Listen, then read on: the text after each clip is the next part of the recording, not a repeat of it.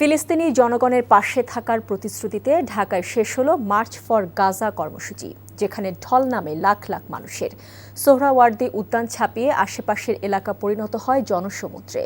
গাজায় ইসরায়েলি আগ্রাসন বন্ধ ও ইসরায়েলের সাথে অর্থনৈতিক সহ সব সম্পর্ক ছিন্ন করতে মুসলিম বিশ্বের নেতাদের প্রতি আহ্বান জানানো হয় মার্চ ফর গাজার ঘোষণাপত্রে। ইসলামী ব্যক্তিত্ব, বিভিন্ন রাজনৈতিক দলের নেতৃবৃন্দ, বিভিন্ন শ্রেণী পেশার মানুষসহ অসংখ্য নারীও অংশ নেন এই কর্মসূচিতে। জামাল হোসেনের ক্যামেরায় রিপোর্টে আরও জানাচ্ছেন মুকসিমুল আহসান।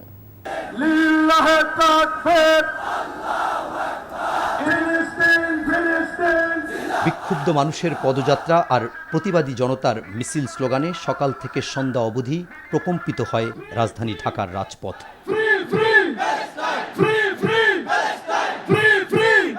বিভিন্ন শ্রেণী পেশার সব বয়সী মানুষের ঢল নামে ঐতিহাসিক সোহরাওয়ার্দী উদ্যানে।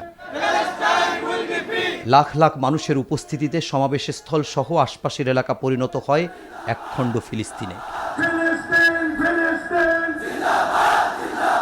স্টপ জেনোসাইড, ফ্রি প্যালেস্টাইন এমন স্লোগানে ফিলিস্তিনের পতাকা এবং ইসরায়েল বিরোধী নানা প্লাকার্ড নিয়ে সাধারণ মানুষ যোগ দেয় মার্চ ফর গাজা কর্মসূচিতে।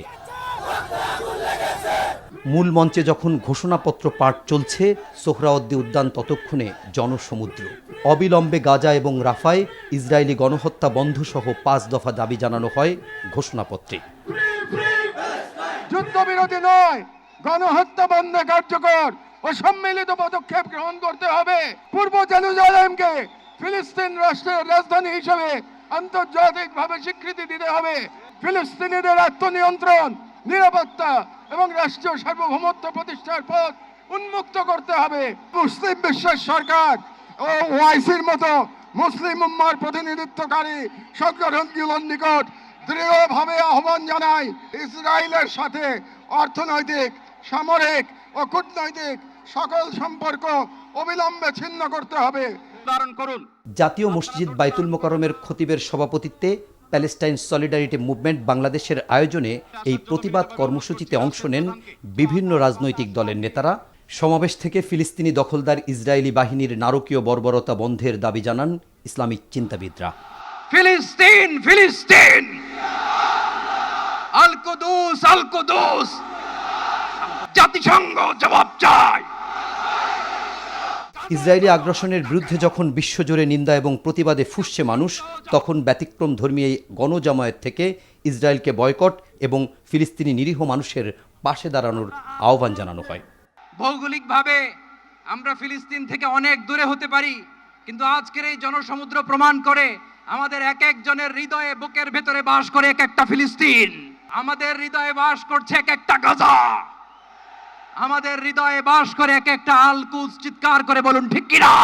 আমাদের মধ্যে বিভিন্ন বিষয়ে চিন্তাগত মতপার্থক্য, ভিন্নতা থাকতে পারে, কিন্তু মাজলুম ফিলিস্তিনিদের স্বাধীনতা, তাদের অধিকার, গাজার মানুষদের বিরুদ্ধে জুলুম বন্ধের দাবিতে আমরা প্রত্যেকটা বাংলাদেশের মানুষ, ধর্ম, বর্ণ নির্বিশেষে আমরা প্রত্যেকে তাদের সাথে সংহতি প্রকাশ করছি।